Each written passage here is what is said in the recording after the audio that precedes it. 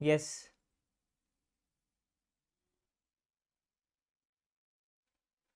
Can we start? Good afternoon, everyone. It's 2:35. 5 minutes का grace period मिला है आपको. बैच शेड्यूल थी 2:30 से शुरू होने की. चलिए. Flight is ready for departure. Fasten your seat belts and the journey will begin now. हाथ में पेन, होठों पे मुस्कान और दिमाग के ताले को खोल दीजिए और एकदम अटेंटिव रहना है आपको. नेक्स्ट 1.5 आवर्स ये जर्नी बहुत अच्छी होने वाली है, तो एकदम अटेंटिव रहिए. ईयरफोन लगा लीजिए, या कोई डिस्टर्ब कर रहा है अगर छोटा भाई बहन तो उससे बोलिए कि वो भी क्लास कर ले आपके साथ. अभी से सीख जाएगा कॉर्पोरेट वर्ल्ड के बारे में. Am I audible? मैं बहुत कुछ बोल रहा हूं, पर क्या लोग मुझे सुन पा रहे हैं? Let me see the reply in the chat box. Am I Audible?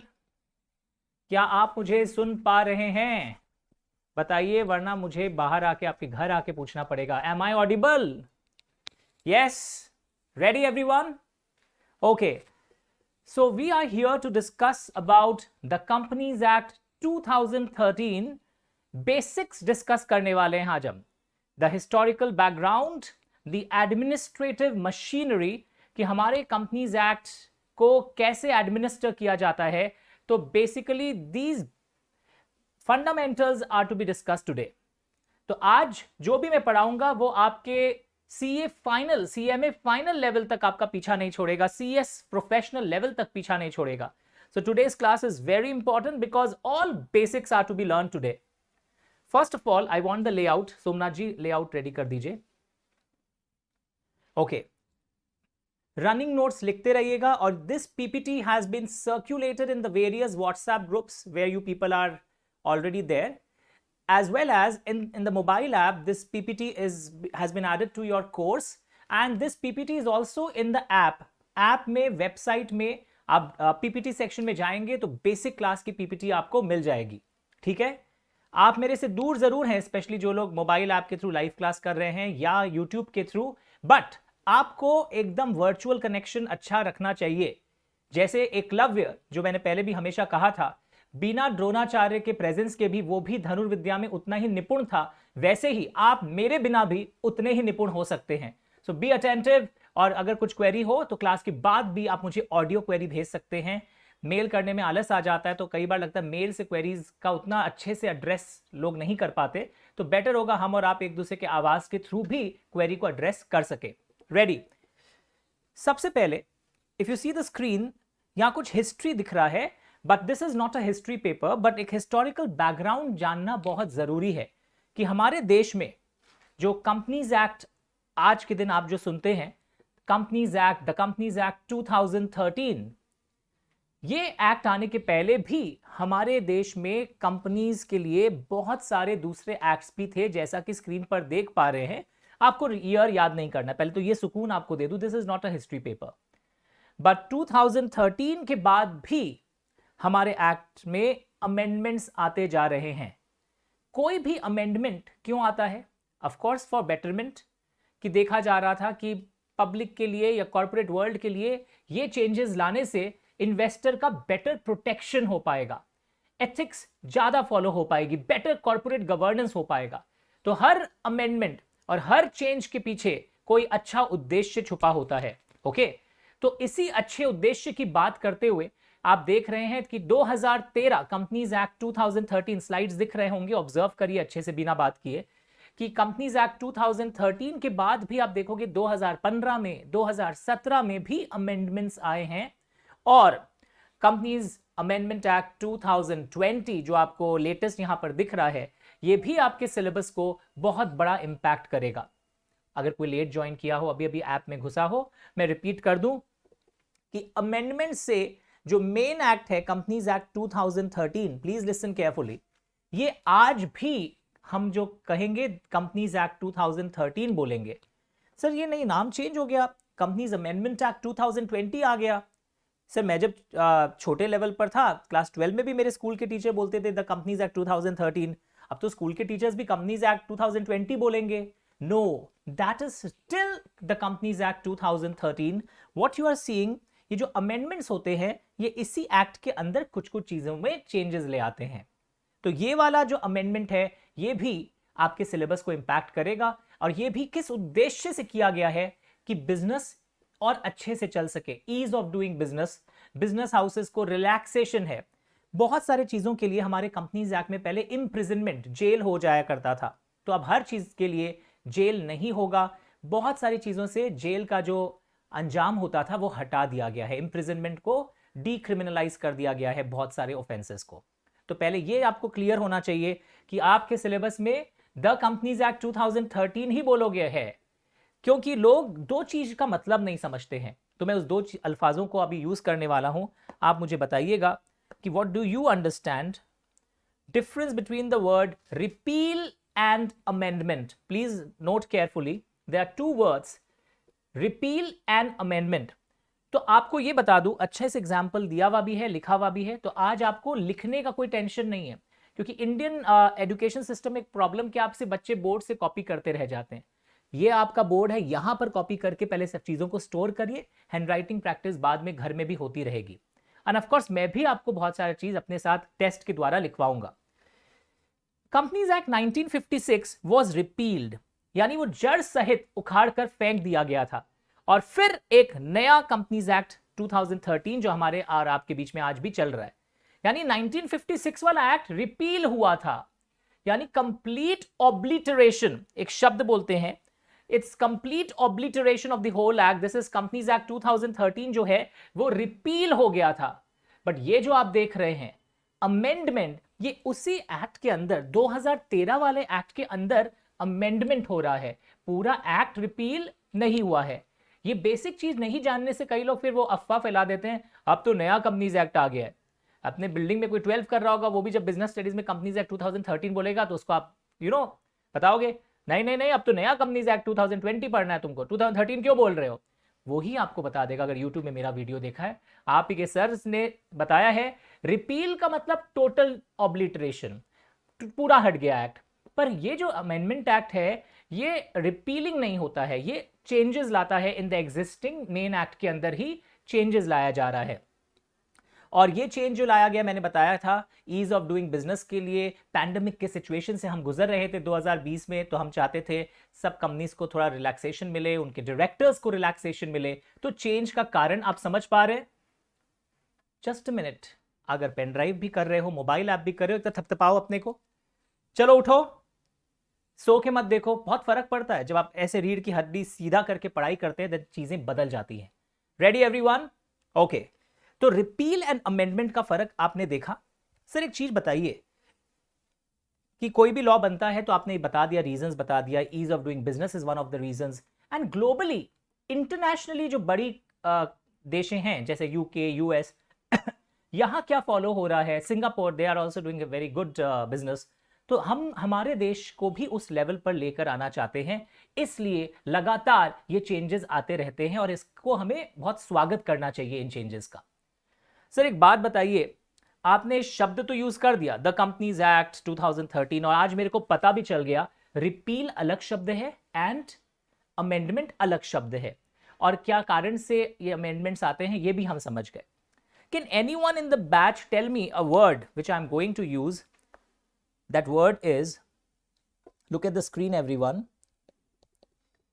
delegated, full screen, legislation. क्या कोई मुझे इस शब्द का मीनिंग बता सकता है? Delegated legislation, layout. Delegated legislation, in the chat box, can anyone tell me what is the meaning of this word? Anyone doing CMA, CA? Delegated legislation शब्द से क्या समझते हैं आप? एक बच्चा पूछे सर कंपनी का मतलब क्या होता है? ये बचपन से आप सुनते आए हैं। फर्म एंड कंपनी का मेन फर्क पता है ना सर? फर्म में पार्टनर्स की लायबिलिटी अनलिमिटेड होती है, क्रेडिटर्स उनको पर्सनली पकड़ सकते हैं। बट कंपनी में share holders are not personally liable towards creditors. Company is a separate entity distinct from share holders. ये पक्का सुना होगा स्कूल कॉलेज में भी कि कंपनी एक बॉडी कॉर्पोरेट है। सर बॉडी कॉर्पोरेट का मतलब? सर उसकी सेपरेट एंटिटी होती है। सर उसका मतलब कंपनी अलग, शेयर होल्डर्स अलग। कल को अगर कोई कंपनी फ्रॉड करती है, सत्यम नाम की कंपनी ने, आपने सुना था, सहारा केस सुना था, तो सत्यम ने बड़ा स्कैंडल हुआ था, तो क्या उसके शेयर होल्डर्स को मारने लग जाएंगे क्रेडिटर्स? वो रामालिंगा राजू डायरेक्टर्स करते हैं यूजुअली बड़ा फ्रॉड, तो याद रखिएगा कंपनी एंड शेयर होल्डर्स अलग है। Understood everyone?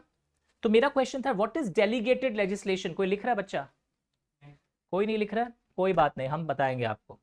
डेलीगेटेड लेजिस्लेशन का मतलब क्या होता है, या इसी का और एक नाम होता है, वो भी याद रखिएगा। It is also known by another name subordinate legislation. दोनों शब्द लिख लेना कॉपी में, कि हमारा जो कंपनी लॉ है ना, हमारे भारत का जो कंपनीज एक्ट है, और कंपनी के जो फीचर्स और होते हैं वो बहुत बेसिक से, लास्ट में आपको फिर से बता दूंगा जो आपने बचपन में सुन रखा है। इट्स अ बॉडी कॉर्पोरेट, इसकी परपेचुअल सक्सेशन होती है, मेंबर्स मर भी जाएं तो भी जब तक है सूरज चांद कंपनी का अस्तित्व बरकरार रहेगा। ये सब सुना होगा ना ज्ञान आपने, लिमिटेड लायबिलिटी। पर अभी हम लोग क्या पढ़ रहे हैं कि एक वर्ड जो आपको टैक्स टीचर्स भी पढ़ाएंगे, डेलीगेटेड लेजिस्लेशन शब्द का मतलब जल्दी बताओ। अच्छा मैं बताने वाला था, सुनिए। डेलीगेटेड मतलब कि आपने जिम्मेदारी किसी को सौंपी है, डेलीगेट की है। डेलीगेटेड लेजिस्लेशन का मतलब होता है कि हमारा जो एक्ट है ना, हमारा जो एक्ट है वो पार्लियामेंट बनाता है। ये शायद सभी जानते हैं कि बिल्स जो हैं कैसे पेश होते हैं पार्लियामेंट में, दोनों हाउस फिर पास कर देते हैं मेजॉरिटी से, उसके बाद प्रेसिडेंट की साइन होती है, और फिर जब नोटिफाई हो जाता है ऑफिशियल गैजेट में, उस दिन से पूरे भारत को वो अप्लाई करता है। तो आपको पता है हमारा एक्ट कौन बनाता है? पार्लियामेंट। एक्ट बनाने के समय कितना तमाशा होता है, ऑपोजिशन वाले अपोज करते हैं, बहुत तमाशा होता है भारत जैसे देश में। तो एक्ट पार्लियामेंट बना दिया, चेंजेस लाना है तो भी क्या करना होगा? पार्लियामेंट के थ्रू ही आपको चेंजेस लाना पड़ता, अमेंडमेंट्स भी आप पार्लियामेंट के थ्रू लाते हैं। तो what was seen in the 1956 companies act, मेरी बात ध्यान से सुन रहे हो, कंपनीज एक्ट 1956 में एक्ट के अंदर सारे लॉ के प्रोविजंस थे। मेरी बात ध्यान से सुनो, कोई लेट आया तो मैं बैकग्राउंड बता रहा हूं कि कंपनीज एक्ट 1956 में एक्ट के अंदर सारे के सारे प्रोविजंस एक्ट के अंदर होते थे, प्रोसीड्यूर भी एक्ट के अंदर होता था, और फिर उसको चेंज अगर करना होता था कोई प्रोसीड्यूरल चीज को, तो पार्लियामेंट के थ्रू करना पड़ता था, बहुत चैलेंजिंग होता था। यानी लॉ जल्दी जल्दी चेंज ही नहीं आ रहा था। I am teaching since last 21 years, मैं 2001 से पढ़ा रहा हूं, और जब मैं खुद स्टूडेंट था, और जब मैं 2012 तक, आप विश्वास करिए मेरी बुक्स में चेंजेस ही नहीं आता था, क्योंकि एक्ट ही चेंज नहीं होता था। पर 2013 के बाद बार बार फैशन की तरह एक्ट के प्रोविजंस भी बदल रहे हैं। So what did I see, what did all of us see, आपके जो सीनियर्स हैं या आपके जो पापा अंकल CA CMA हैं, अब क्या देखा जा रहा है समाज में कि जल्दी जल्दी बदलाव आ रहा है, क्योंकि अब हम लोग डेलीगेटेड लेजिस्लेशन मॉडल फॉलो कर रहे हैं। एक्ट के अंदर सारे मेन प्रोविजंस डाल दिए गए हैं, और प्रोसीड्यूर जो होता है ना कि ये किया कैसे जाएगा, सपोज लिखा हुआ है इतने डायरेक्टर्स अपॉइंटेड हैं या कंपनी इनकॉर्पोरेट होगी ऐसे, पर जो प्रोसीड्यूर ऑफ इनकॉर्पोरेशन है वो डाल दिया गया है एक्ट के अंदर। जो एक्ट है उसमें से इनकॉर्पोरेशन की रिक्वायरमेंट को ब्रॉडली दे दिया, पर डिटेल्ड प्रोसीड्यूर जो है वो रूल्स के अंदर दे दिया गया है, और ये रूल्स बनाने का पावर हमारे पार्लियामेंट ने, ओके, पार्लियामेंट बनाता है ना कंपनीज एक्ट, तो हमारा पार्लियामेंट ने ये रूल्स बनाने का जो पावर है, ये रूल्स बनाने का पावर दे दिया है मिनिस्ट्री ऑफ कॉर्पोरेट अफेयर्स को। हमारे यहां बहुत सारे मिनिस्ट्रीज हैं, तो ministry of corporate affairs rules बनाता है, MCA रूल्स बनाता रहता है एक्ट को इंप्लीमेंट करवाने के लिए। यानी एक्ट में लिखी हुई जो बातें हैं उनके इंप्लीमेंटेशन के लिए रूल्स बनाने का पावर किसके पास है? मिनिस्ट्री ऑफ कॉर्पोरेट अफेयर्स के पास है। सर एक्ट पार्लियामेंट क्यों बनाता है कंपनीज एक्ट? क्योंकि ये यूनियन लिस्ट में मेंटेन्ड है। ये सिविक्स में पढ़ा होगा, देयर इज समथिंग कॉल्ड, अगर आपको याद आ रहा हो, union list, state list, concurrent list, powers है ना डिवाइडेड रहते हैं, और फिर कुछ ऐसे पावर्स होते हैं जिसपे both parliament and state can make a law, that is concurrent list, और फिर बाकी सारे पावर्स पार्लियामेंट के पास है। तो ये जो हमारा कंपनीज एक्ट है ये किसके पास है? पार्लियामेंट के पास है, ठीक है। तो अब हम लोग क्या सीख रहे थे, डेलीगेटेड लेजिस्लेशन का फायदा क्या हुआ, व्हाट वाज द फायदा, कि अब हम लोग बहुत डायनामिक लॉ से डील कर रहे हैं, चेंजेस हम लोग एनवायरनमेंट के अनुसार ला सकते हैं, और एक्ट के चेंजेस के लिए तो हमें थोड़ा पार्लियामेंट और में जाके वो सब करना पड़ता है, तमाशा और बहुत लंबा प्रोसेस है। रूल्स तो मिनिस्ट्री ऑफ कॉर्पोरेट अफेयर्स जल्दी जल्दी चेंज कर सकता है। Is it fine everyone? तो अब मैं आपको इसी के द्वारा, अच्छा सबऑर्डिनेट क्यों बोला मैंने, इसी का और एक नाम है कि rules ministry of corporate affairs frame करेगा, but these rules can never go beyond the companies act. ये रूल्स कभी भी कंपनीज एक्ट के बियॉन्ड नहीं जा सकता, तो they are subordinate to the act. Rules can never go beyond the act. तो आज जो बात बता रहा हूं ना, जब तुम सीएमए का प्रैक्टिस करोगे, सीए का प्रैक्टिस करोगे, सीएस की तरह एडवाइस करोगे, कई बार ऐसा होता है कि रूल्स एक्ट के बियॉन्ड जाते हुए आपको लग रहा होगा, तो आपको बेसिक याद रखना होगा। जब कोई किसी से डिबेट करते हो या आप गवर्नमेंट के पास के हुए रूल्स को ही चैलेंज करते हो, तो बेसिक याद रखना होगा, rules can never go beyond the act. Is it fine? Okay, तो डेलीगेटेड लेजिस्लेशन मॉडल का मतलब क्या है अपने आप को बता लो। अभी से अब लिखा भी होगा आज का डिस्कशन, और क्लास खत्म होते पीपीटीज को ऑब्जर्व करके खुद लिखोगे। Today we discussed the history, logic behind amendment, difference between repeal and amendment, ये याद करके लिखोगे। अभी लिखोगे तो डिक्टेशन होगा, और क्लास के बाद याद करके लिखोगे, फिर टेबल से उठोगे। पीपीटीज का हेल्प ले लेना, पर याद करके लिखना। एंड डेलीगेटेड लेजिस्लेशन मॉडल या सबऑर्डिनेट लेजिस्लेशन मॉडल का मतलब क्या होता है, ये भी क्लियर हो गया आपको? यस सर, कि rules can not go beyond the act and rules are framed by ministry of corporate affairs. Sir तो एक बात बताइए मुझे कि हमारा जो कंपनी लॉ है, इसकी जो एडमिनिस्ट्रेटिव मशीनरी है, ये कुछ इस टाइप का लगेगा। लॉ लेजिस्लेशन वाला पार्ट पार्लियामेंट कर रहा है, एग्जीक्यूटिव वाला पार्ट यानी कि मिनिस्ट्री रूल्स बना रहा है, और इसके थ्रू फिर क्या होगा, वो चीजें इंप्लीमेंट होगी। और मिनिस्ट्री इसका ध्यान कैसे रखता है कि ये इंप्लीमेंट हो रहा है या नहीं हो रहा है? तो इंप्लीमेंटेशन के लिए ये दो बॉडीज जो है ना, रीजनल डायरेक्टर ये बॉडी है, ओके, मतलब बताऊंगा अभी, और आरओसी, इसको शॉर्ट में हम लोग बोलते हैं आरडी, इसको बोलते हैं हम लोग आरओसी, इसको एमसीए। तो रीजनल डायरेक्टर, भारत में ना 7 आरडी ऑफिसेज हैं, 7 जगह। आप गूगल करोगे नाम आ जाएगा, ऑफकोर्स आपका होगा ही, यहां पर आप समझ रहे हो, चारों जोन में, नॉर्थ वेस्ट साउथ ईस्ट, और उसके अलावा आपके 3 और हैं। ओके, तो there are 7 RD offices. Okay, ROC offices almost every state में, मैंने नॉट इन ऑल स्टेट्स बोला, क्योंकि कई स्टेट्स ऐसे हैं जहां 2-3 स्टेट के बीच में, 5-6 स्टेट के बीच में एक आरओसी है, specially in the north eastern part of India. Sir तो आरओसी और रीजनल डायरेक्टर क्या करते हैं, बताता हूं। हायरार्की दिख रहा है? तो आरओसी तो बहुत सारे हैं। तो आरओसी क्या करता है, अपने एरिया में उनका एक जुरिस्डिक्शन होता है, जैसे पुलिस स्टेशन का भी एक एरिया बांटा हुआ होता है। तो आरओसी अपने एरिया में देखता है कि कंपनी का कामकाज कैसे चल रहा है। कंपनीज जो हैं ऑनलाइन पीरियोडिकली बहुत सारे फॉर्म्स फाइल करती है एमसीए के वेबसाइट पर, बहुत फेमस पोर्टल है www.mca.gov.in। तो आरओसी क्या चीज देख रहा है, आरओसी देख रहा है अपने एरिया में, अपने जुरिस्डिक्शन में ये सब फाइलिंग वर्क और चेक कर रहा है, ठीक से कंपनीज फाइल वाइल कर रही है, वरना फिर नोटिस भिजवा देता है वो। एंड कंपनी उनके पास अपना सारा डेटा वेटा अपने एरिया में भेजती रहती है। आरडी क्या करता है, आरडी इज सुपरवाइजिंग आरओसीज। उनके एरिया में जो आरओसीज होता है, उनके फंक्शनिंग को आरडी सुपरवाइज करता है। यानी आरडी ऊपर है, आरओसी नीचे है। RD is supervising the ROCs in their region. तो regional director is supervising ROCs in their region, ROC supervising and seeing the formalities का कंप्लायंस है, लॉ का कंप्लायंस। उनके जुरिस्डिक्शन में जो कंपनीज है, बहुत टाइप के कंप्लायंस होती है कंपनीज के, आप देखोगे, annual filing, periodic filing, event based filing. Sir ये सब क्या होता है, कुछ कुछ चीजें हर साल जमा देनी पड़ती है, टाइमलाइन सीखोगे आप मेरे से। कुछ कुछ चीजें इवेंट कुछ होने से, आपकी कंपनी ने शेयर अलॉट किया, अभी तुम मेरे को एंट्री झट से बता दोगे, पर वो अलॉटमेंट के इतने दिन के अंदर आरओसी को भी इन्फॉर्म करना पड़ता है ऑनलाइन फॉर्म जमा देकर। सर सारे फॉर्म्स ऑनलाइन हो गए हैं ना आजकल? हाँ, बट आप देखोगे कुछ कुछ फॉर्म्स कंपनीज को फिजिकली देना पड़ता है, कुछ कुछ बॉडीज को।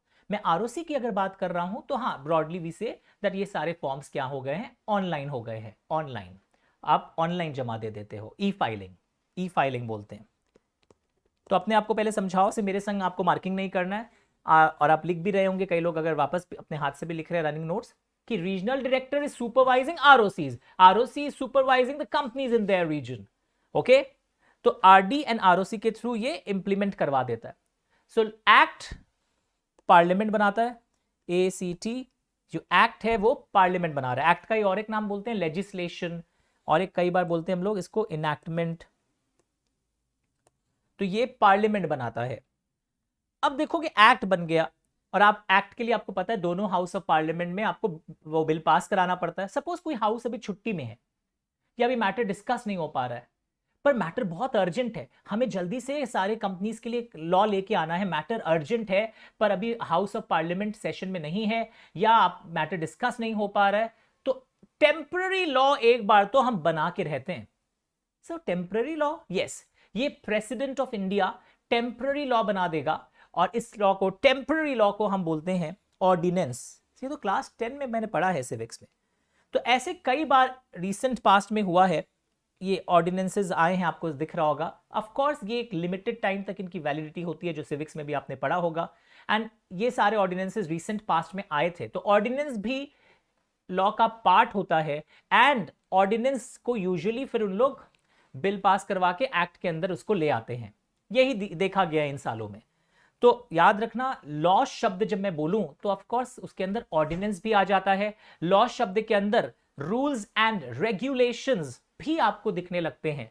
तो रूल्स जो है मिनिस्ट्री ऑफ कॉर्पोरेट अफेयर्स बनाता है, याद रखिएगा। और ये क्यों बनाया जा रहा है? ताकि आपके एक्ट में लिखे हुए डिटेल्ड प्रोसीड्यूर को इंप्लीमेंट कराया जा सके। एंड रीजनल डायरेक्टर आरओसी के ऊपर है, आरडीज सुपरवाइज कर रहे हैं आरओसीज को अपने रीजन में। तो हम पढ़ रहे थे, आप रनिंग नोट्स में लिखे होंगे, एडमिनिस्ट्रेटिव मशीनरी, एडमिनिस्ट्रेटिव मशीनरी पढ़ रहे थे हम। ओके, हम पढ़ रहे थे एडमिनिस्ट्रेटिव मशीनरी। आंखों में बस गया है ऑर्डिनेंस वर्ड, रनिंग नोट्स में लिखा होगा, जो बच्चे संग संग में भी लिखना चाह रहे हैं थोड़ा बहुत, because I have the habit when I attend a seminar. Sir आप कभी भी अटेंड करते हैं कोई क्लास? ये सेमिनार मतलब हम लोग प्रोफेशनल्स के लिए अपडेशन के लिए सेमिनार्स होते हैं, तो मेरी लिखने की आदत है, तो जो लिखना भी चाह रहे हैं they must write it, otherwise comfort के लिए ये सारी चीजें आपको वापस से मिलेगी। ठीक है, उसके बाद देखिए हमारे एक्ट में ये दोनों चीज हमने देखा। अब कई बार एक और एक बॉडी का आप नाम सुनेंगे अभी, जिसका नाम है ट्राइब्यूनल, NCLT। ओके, एक और एक बॉडी का आप नाम सुनोगे, that is NCLT, national company law tribunal. ये ट्राइब्यूनल्स क्या होते हैं? कई एक्ट्स के अंदर हम लोग देखते हैं ये tribunals, they are not courts but they are like court, quasi बोलते हैं, क्वाजी जुडिशियल। तो इन लोग उस पर्टिकुलर एक्ट के अंदर अगर कोई केस होता है तो उसको basically they pass judgements, they hear, they decide. अगर पर्टिकुलर एक्ट के अंदर कोई केस होता है तो ये ट्राइब्यूनल्स हैंडल करते हैं। तो हमारे कंपनी लॉ में भी आप लॉ पढ़ते वक्त मेरे से बहुत सारे सेक्शन सुनोगे जहां पे आपको लिखा मिलेगा get approval of tribunal, apply to tribunal and get their approval. तो ट्राइब्यूनल, देखिए कोर्ट का मतलब आप जानते होंगे क्या होता है? सर अदालत बोलते हैं। तो ट्राइब्यूनल इज नॉट दैट अदालत। ट्राइब्यूनल जो है they decide the cases related to companies act. यहाँ पे जो है NCLT, और ये हमारा जो NCLT है ये आप देखोगे IBC, एक बहुत फेमस एक्ट है, insolvency and bankruptcy code and many other acts को भी NCLT हैंडल करता है। तो NCLT is handling IBC code, companies act etcetera. Okay, तो अब आप देखो यहां पर हम लोग एडमिनिस्ट्रेटिव मशीनरी पढ़ रहे थे और ध्यान से समझ रहे हैं इस रोल को। तो जुडिशियरी बोलते हैं, यहां पर NCLT डिस्प्यूट सुनता है, और NCLT से खुश नहीं है तो उसका हायर बॉडी का नाम भी यहां पर दिया हुआ है, आप देखोगे national company law appellate tribunal, NCLAT बोलते हैं, नेक्लैट। यानी NCLT से खुश नहीं होने से आप नेक्लैट के पास जा सकते हो, पक्का। एंड फिर यहाँ एक स्पेशल कोर्ट्स भी होते हैं। कुछ मैटर्स आपके लॉ में लिखा रहेगा कि अगर कोई क्रिमिनल मैटर्स है कंपनी लॉ के अंदर तो वो स्पेशल कोर्ट सुनता है। तो वो of course they are separate sections about it. पर आज अभी तक क्या हुआ है, अगर कोई लेट ज्वाइन किया है, फुल पेज टुवर्ड्स मी, तो अभी तक हमने क्या देखा, कोई अगर मेरे को बता सके? Sir our companies act is a delegated legislation model. फिर हमने समझा डेलीगेटेड लेजिस्लेशन और सबऑर्डिनेट लेजिस्लेशन का मतलब, हाँ या ना, जल्दी बताओ, पक्का। आज हमने ये भी देखा कि हमारे कंपनीज एक्ट में चेंजेस आते रहते हैं, but there is difference between repeal and amendment. Second, third, the administrative machinery, जहां लेजिस्लेशन देखा हमने, जहां पे एक्ट है, ऑर्डिनेंसेस हैं, रूल्स भी होते हैं, एंड एग्जीक्यूटिव में RD and ROC, and judiciary में एनसीएलटी, नेक्लैट एंड स्पेशल कोर्ट्स। एकदम क्लियर है पिक्चर, पक्का पूरे सिलेबस में ही आएगा। तो ये पहले सबको क्लियर है, जो भी कोर्स आप कर रहे हो, स्ट्रक्चर क्लियर है, कंपनीज में चेंजेस कैसे आते रहते हैं ये भी क्लियर है आपको। Yes sir. तो अगर कोई लेट ज्वाइन किया हो तो यहां तक हमने कंपनी का स्ट्रक्चर देखा है। सर एक चीज बताइए, ये जो आरडी है, आरओसी है, ये क्या है सर? ये इंडिविजुअल्स होल्ड करते हैं। ये ऑफिस में कोई सपोज मिस्टर एक्स आरडी होगा, तो RD and ROC are individuals. और आपको एक प्रैक्टिकल चीज बताता हूं। प्रैक्टिकल चीज क्या है? Full page once. प्रैक्टिकल चीजें ये हो रही हैं कि ये जो आरडी है ये एक ऑफिस नहीं होता, ये एक आदमी नहीं होता, यूजुअली बुक्स में आपको नहीं मिलेगा। अगर मैं वेस्ट बंगाल की भी बात करूं तो वेस्ट बंगाल में भी आप देखोगे यहां पर आरओसी अपने, मैंने बोला एक आदमी रहेगा आरओसी ऑफिस में, बट एक्चुअली व्हाट हैपेंस, यहां पर बहुत सारे आरओसीज अलग अलग पोस्ट क्रिएट कर दिया जाता है। असिस्टेंट आरओसीज बना देंगे, डेप्यूटी आरओसी बना देंगे, और फिर आपस में फंक्शन डिवाइडेड रहता है। यानी basically what is the issue like कि दे वांट दैट एक आदमी के लिए वर्कलोड बहुत ज्यादा होगा, तो आरओसी के अंदर ही वो 3-4 हायरार्की आपस में क्रिएट कर देते हैं। आरडीज को भी हेल्प करने के लिए बहुत सारे पोस्ट फिर क्रिएटेड रहते हैं, वरना आपको लगेगा एक अकेला आदमी हेड कैसे सब कुछ कर रहा है। तो प्रैक्टिकली आप देखोगे दैट मतलब ये एक नहीं है, इसके अंदर 3-4 पोस्ट यूजुअली क्रिएटेड रहते हैं। Assistant ROC, deputy ROC, so these type of things you find here. Is it okay everyone? Ministry of corporate affairs में भी बहुत सारे आप देखोगे लोग इन्वॉल्व रहते हैं। Secretary of MCA, joint secretary, assistant secretary, office bearers. तो ये बैकग्राउंड आपको एग्जाम में नहीं पूछता है, बट एकदम पिक्चर क्लियर क्यों होना चाहिए? कल को आपके कंपनी को कोई नोटिस आएगा तो आपको पता रहेगा मुझे किसके पास अप्रोच करना है, किससे जाके भी आप मिल सकते हैं बैक ऑफिस में। सर आजकल आप बोले ना सब ऑनलाइन होता है, ऑनलाइन होता है, but physical back office ROC के हैं। कई बार आपको आरओसी के फिजिकल ऑफिस भी जाना पड़ सकता है। तो ऐसा नहीं है कि फिजिकल ऑफिस ही हट गया है, सब कुछ ऑनलाइन हो गया। ऑनलाइन है, आप जमा दे रहे हैं, जो इंटरफेस आपको नजर आ रहा है पोर्टल पर, but there are back office too, physical office हैं आरओसी के। कैलकाटा में कहां है? Anyone knows? कैलकाटा में, फुल पेज, कैलकाटा में कहां है आरओसी ऑफिस? क्या किसी को पता है? चैट बॉक्स में देखो कोई आंसर आता है क्या? Where is the ROC office in Calcutta? Please check, सोच के बताओ, याद करके मुझे। कैलकाटा में कहां है? निजाम पैलेस।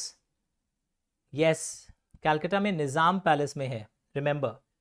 ओके, तो आप देखोगे आरओसी में आपको देखोगे जनरली ये जो एमसीए में जो ऑफिसर्स रहते हैं वो इंडियन कॉर्पोरेट लॉ सर्विस वाले ऑफिसर्स रहते हैं, एंड वो बहुत सारे फंक्शंस को करते हैं। कैलकाटा में अभी आज के दिन मिस्टर साहू आरओसी हैं, मिस्टर रेड्डी असिस्टेंट आरओसी हैं, मिस्टर जी महेश भी असिस्टेंट आरओसी हैं, मिस्टर मोहित कुमार भी असिस्टेंट आरओसी हैं, एंड मिस्टर गोकुलनाथ भी असिस्टेंट आरओसी है। तो ये जो ज्ञान आपने सुना होगा कभी, कोई से आरओसी एक आदमी होता है, बट आरओसी के संग अलग असिस्टेंट आरओसी बहुत सारे क्रिएट कर देते हैं, वरना अकेला बंदा बेचारा बहुत लोड में आ जाएगा, प्रेशर में आ जाएगा। ओके एवरीवन, तो एडमिनिस्ट्रेटिव मशीनरी एकदम क्लियर है everyone, how it is functioning. Layout once again, ये पूरे बैच को क्लियर है कि एडमिनिस्ट्रेटिव मशीनरी क्या है, आरडी क्या है, ये सबको क्लियर है। ट्राइब्यूनल एंड कोर्ट का फर्क समझ गए? ओके, एक चीज बताओ मेरे को, चलिए चैट बॉक्स में पूछता हूं किसको पता है, मिनिस्ट्री ऑफ कॉर्पोरेट अफेयर्स और कोई 1-2 कानून बताओ जिसको रेगुलेट करता हो। 1-2 और कानून बताओ, फुल पेज वंस, जल्दी 1-2 और कानून बताओ, जल्दी बताओ, बाहर आना पड़ेगा, लोग सो गए। उठ भैया, कौन सो रहा है? मुझे सब दिख रहा है, मैं अंतर्यामी हूं, आंख बंद करता हूं, पता लगा लेता हूं। उठो। मिनिस्ट्री ऑफ कॉर्पोरेट अफेयर्स और कौन से कानून को रेगुलेट करता है? Let me know which other laws are regulated by ministry of corporate affairs. Chat box में लिखा है क्या बच्चा कोई? Anyone has written which other laws are regulated? Which other laws are regulated by ministry? Anyone, जल्दी बताओ, which other laws are regulated by the ministry? LLP Act, very good, Harsh, very good. LLP Act, anyone else? IBC code भी, okay, IBC code भी ministry of corporate affairs regulate कर रहा है।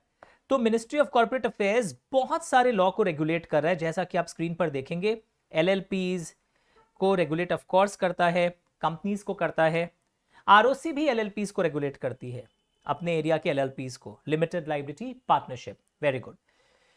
तो ये हम लोग देख रहे थे, बैकग्राउंड क्लियर। तो कोई अगर कॉपी मेंटेन कर रहा हो, मैं वापस बोल दूं, तो आपने क्या लिखा?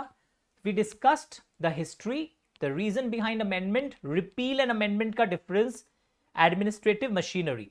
ये 4 चीजें हमने डिस्कस किया है। History, reason, difference between appeal and amendment and administrative machinery बहुत अच्छे से डिस्कस किया है, स्ट्रक्चर भी देखा है। भारत में मैंने बोला कि प्राय हर स्टेट में आरओसी है, एक आरओसी है प्राय हर में, क्योंकि कुछ नॉर्थ ईस्टर्न स्टेट में 4-5 मिला के एक आरओसी है। एक और चीज मैं आपको बताना चाहूंगा कि भारत के 2 स्टेट्स ऐसे, बहुत इंपॉर्टेंट इंफॉर्मेशन है, बाद में भी काम आएगा। भारत के 2 स्टेट्स ऐसे हैं जहां पर उन एक स्टेट के अंदर 2-2 आरओसी है। Can anyone tell me the name in the chat box? Try Harsh please. Can anyone tell me the name? YouTube वाले लोग भी जब देख रहे होंगे, भारत के 2 आरओसीज कौन से हैं जहां एक ही स्टेट के अंदर 2-2 आरओसी है? मुझे बताइए। 2 states where there are 2 ROCs. In each state there are 2 ROCs. Yes, anyone? कोई लिखा है बच्चा? 2 स्टेट ऐसे कौन से हैं भारत के? जल्दी बताइए। यस, वो 2 स्टेट कौन से हैं? वो 2 स्टेट हैं तमिलनाडु एंड महाराष्ट्र। तमिलनाडु एंड महाराष्ट्र वो 2 स्टेट हैं। एक बच्चे ने लिखा है दूसरे जगह पर, तमिलनाडु एंड महाराष्ट्र 2 स्टेट्स हैं। वहां पे एरिया बांटा हुआ है कि तमिलनाडु का ये वाला एरिया इस आरओसी में है, कुछ और एरिया और एक आरओसी में है। Tamil Nadu and Maharashtra are 2 states which have 2 ROCs each. पक्का? तो अब हम लोग क्या सीखने वाले हैं? नेक्स्ट चीज बहुत इंटरेस्टिंग चीज है, ध्यान से सुनना। लेआउट।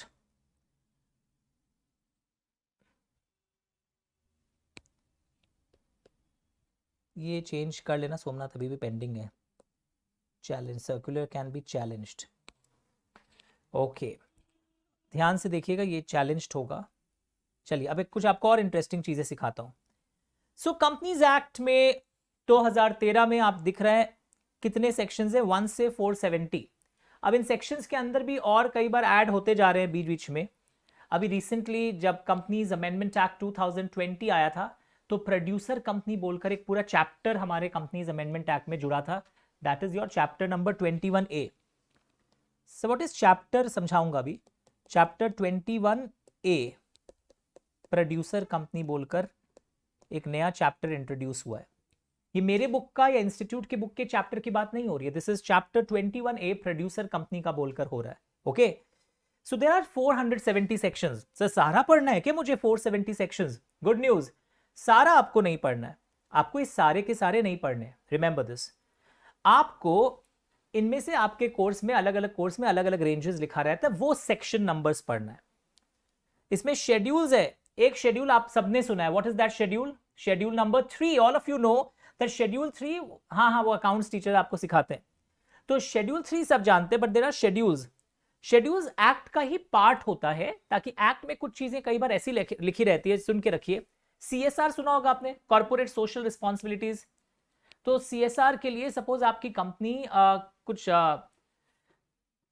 क्या बोलता हूं उसको, पॉवर्टी इरेडिकेशन प्रोग्राम कुछ कर ले रही है, या आपकी कंपनी स्वच्छ भारत अभियान जो आया था ना उसमें खर्चा कर रही थी, तो ये CSR के अंदर कवर्ड होता है। तो CSR जब हम लोग पढ़ेंगे चैप्टर, उसमें लिखा रहता है एज मेंशन्ड इन शेड्यूल 7। तो वहां लिस्ट ऑफ आइटम्स दिया हुआ है ब्रॉडली कि ये आइटम में अगर आप खर्चा करेंगे तो उसको माना जाएगा कि आपकी कंपनी ने अपनी CSR की जो एक रिस्पॉन्सिबिलिटी होती है कुछ कुछ कंपनीज पर, वो डिस्चार्ज की है। तो CSR का लिस्ट कहां दिया हुआ है? शेड्यूल 7 में। तो वैसे ही अलग अलग जगह आपको अलग अलग शेड्यूल्स में अलग अलग मैटर लिखा रहता है, वो सेक्शन के अंदर रेफरेंस रहता है। तो शेड्यूल भी एक्ट का ही पार्ट है। सर ये सेक्शंस क्यों बनाते हैं हम लोग? सेक्शंस अगर नहीं होता तो आप ही सोचिए, अगर सेक्शन नहीं होता, आज अपना इजी होता है, कुछ इतना इजी हो जाता है कुछ चीज खोजना। सर डायरेक्टर्स का सेक्शन है, अच्छा ये देख लेते हैं इस पोर्शन में।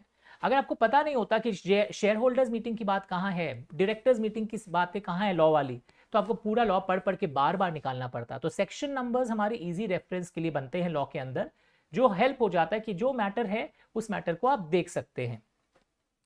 Chapters broadly topic wise chapters है, तो देर आर अराउंड 29 चैप्टर्स, और ये भी एक नया ऐड हो गया चैप्टर 21A प्रोड्यूसर कंपनी। जैसे ऑडिटर्स का एक अलग चैप्टर है, फिर उसके अंदर बहुत सारे सेक्शंस हैं। सर रूल्स कहाँ होते हैं? सेक्शंस जब हम लोग पढ़ते हैं ना, तो उसके अंदर कई बार आप लिखा हुआ आएगा, आप बड़े हो रहे हो सीखोगे, एज मे बी प्रिस्क्राइब्ड। तो ये जो वर्ड है ना, एज मे बी प्रिस्क्राइब्ड, ये रूल्स में सेंट्रल गवर्नमेंट प्रिस्क्राइब करता है, and central government here means ministry of corporate affairs.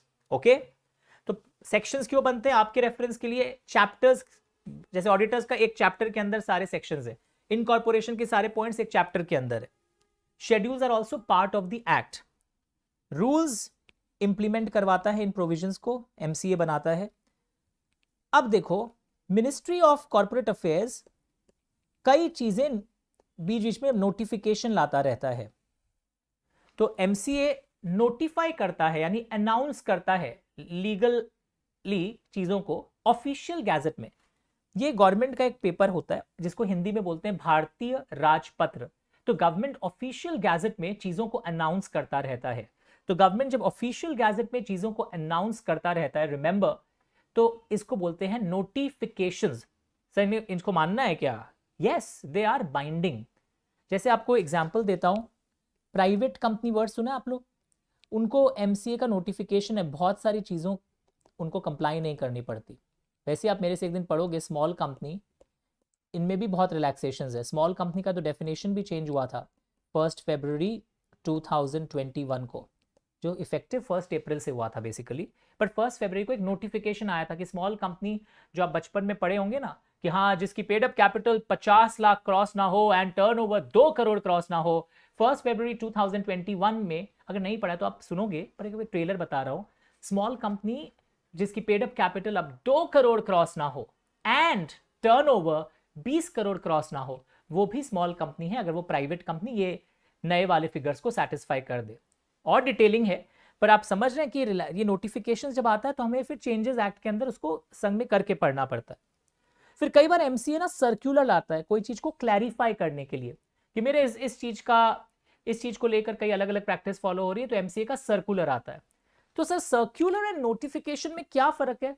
Circular कोई चीज को क्लैरिफाई करने के लिए आता है, एंड आए हुए सर्कुलर्स को कई बार फिर चैलेंज कर देते हैं प्रोफेशनल बॉडीज। और जैसे पैंडेमिक सुना आपने, कोविड के समय बहुत सारे एमसीए के सर्कुलर्स आए थे, तो एक सर्कुलर को चैलेंज कर दिया गया था और फिर फाइनली एक डिसीजन आया।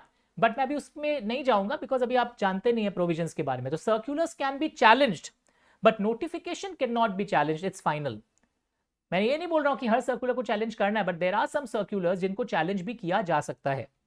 और डिसीजंस कोर्ट और ट्राइब्यूनल के आते रहते हैं, स्पेशल कोर्ट्स और ट्राइब्यूनल के, तो उनसे फिर केस लॉज बन जाता है। तो अब नया चीज हम लोग आज क्या सीखे, जो लोग कॉपी भी मेंटेन कर रहे हैं, सर्कुलर एंड नोटिफिकेशन का difference. Okay, and MCA note orders भी पास करता है कोई चीजों को लेकर, अगर एक्ट में प्रॉब्लम हो रही थी तो उन डिफिकल्टीज को रिमूव करने के लिए ऑर्डर्स भी पीरियोडिकली आते रहते हैं। बट ब्रॉडली एक्ट में 470 सेक्शन है ब्रॉडली। अब उसके अंदर भी बहुत सारे पार्ट्स होते हैं। सेक्शन चीज अलग है, अभी पढ़ोगे और आप देखोगे सेक्शन, सपोज यहां मैं लिखता हूं कोई सेक्शन नंबर, कोई भी सेक्शन नंबर, सेक्शन 3 ब्रैकेट 1 बोलते हो ना तुम, इसको बोलते हैं हम लोग सब सेक्शन। सेक्शन 3 ब्रैकेट 2, इसको क्या बोलेंगे हम लोग? Sub section 2। और एक हम लोग बोलते हैं, देखोगे आप, बहुत फेमस चीज है, सेक्शन 3A, सेक्शन 10A। ये सेक्शन 3 और ये 3A अलग है, याद रखना, they are different, they are not same sections.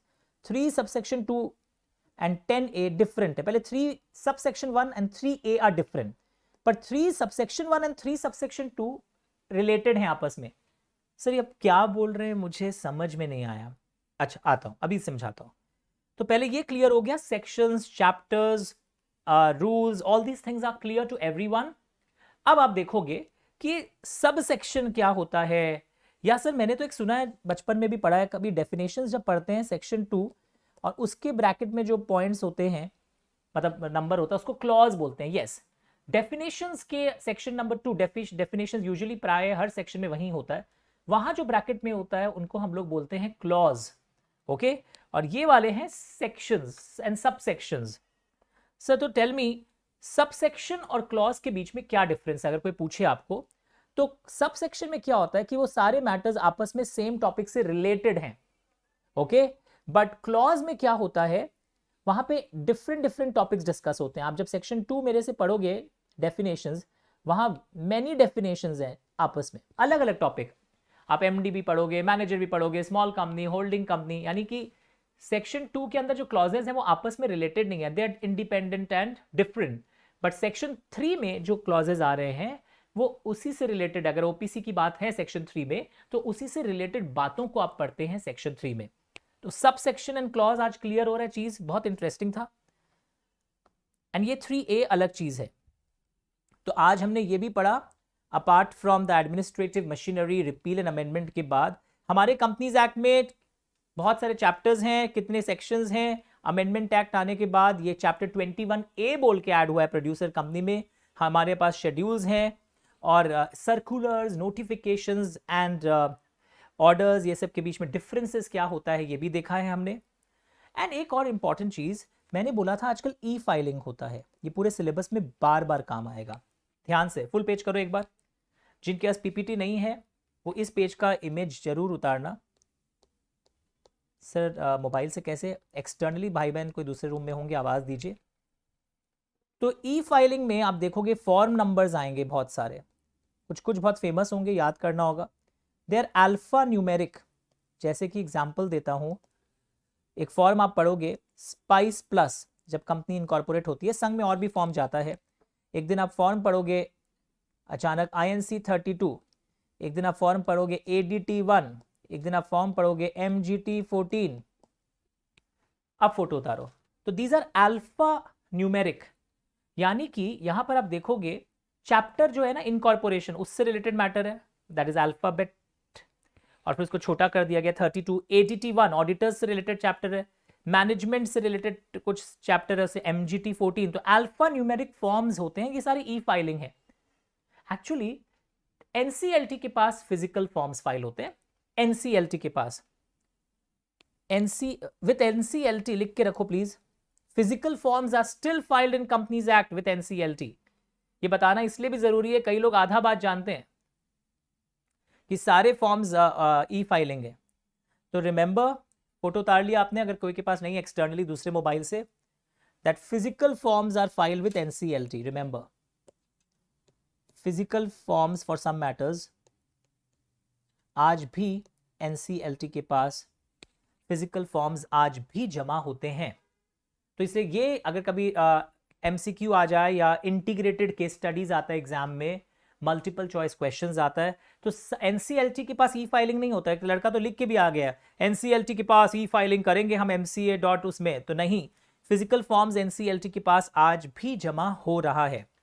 Okay everyone, तो आप जिस लेवल पर हैं आपको ये notification, circulars, all these things must be known to you everyone, ताकि आप सिलेबस को अच्छे से समझ सकें। सर मुझे नंबर्स भी याद करना है कि ऑर्डर नंबर ये नहीं नहीं नहीं, not at all. Sir case laws हम लोग देखते थे बचपन में फर्स्ट लेवल पर, और अभी भी कि कई बार ऐसे ऐसे केस लॉज आते हैं, लेआउट वंस से एक बात बताइए, जो बड़े बड़े केस लॉज हैं ये क्या होता है? ये तो सबको पता होता है, ये प्लेंटिफ होता है फर्स्ट पार्टी जो केस फाइल करता है, सेकंड वाला डिफेंडेंट। इस टाइप का केस लॉ दिख रहा है आपको? सर एक बात बताइए, ये सब क्या लिखा है AIR? What do you mean by AIR? Anyone in the class? AIR शब्द का मतलब क्या? अब तुम लोग बोलोगे हाँ सर मैं रैंक होल्डर हूँ, AIR all India rank holder. No no no, ये क्या होता है? ये गवर्नमेंट के कुछ रिपोर्ट्स होते हैं, बुलेटिन्स होते हैं, जिसमें पीरियोडिकली केस लॉज छपते रहते हैं। तो ये कई बुलेटिन है, तो कई केस लॉज में आपको AIR ऐसे लिखा हुआ मिलेगा। तो यानी किस बुलेटिन में ये केस छपा है? ये प्राइवेट पब्लिशिंग हाउसेस हैं बेसिकली, इन लोग इस टाइप को, ये सब लिखा हुआ है बैकग्राउंड, ये रीडिंग कैटेगरी का है, घर में जरूर पढ़ना नॉलेज के लिए। तो यहाँ पर आपको पता चलता है कि किस केस लॉ में केस छपा है, किस साल का केस है, कौन से कोर्ट का केस है, और फिर देखो ऐसे लिखा रहता है 2009 सपोज, फिर 9 यानी कि 9th volume, supreme court cases के 9th वॉल्यूम में छपा था, पेज नंबर 193 में छपा था। समझ में आ रहा है मैं केस लॉ को कैसे पढ़ोगे? ये एग्जाम में नहीं पूछेगा, पर ये आपको मैं प्रैक्टिकली बताना चाह रहा था। 9th वॉल्यूम में छपा था, पेज नंबर 193 में छपा था। This is the way how case laws are designed, पक्का, एंड आर प्रिंटेड बेसिकली। तो आज ये चीज क्लियर हो गया, मैं बार बार उस पेज पर आ रहा हूं। आज हमको सब सेक्शन, क्लॉज, ये सब के बारे में पता चल गया है। ई फाइलिंग एंड फिजिकल फॉर्म में क्या डिफरेंस होता है ये भी पता चल गया है। आज भी एनसीएलटी के पास कुछ कुछ फॉर्म्स फिजिकली फाइल हो रहे हैं, ये नहीं है कि सारा फॉर्म्स ही कंपनी लॉ के अंदर ई फाइलिंग हो गया। This is not the case. Is it fine everyone? पक्का?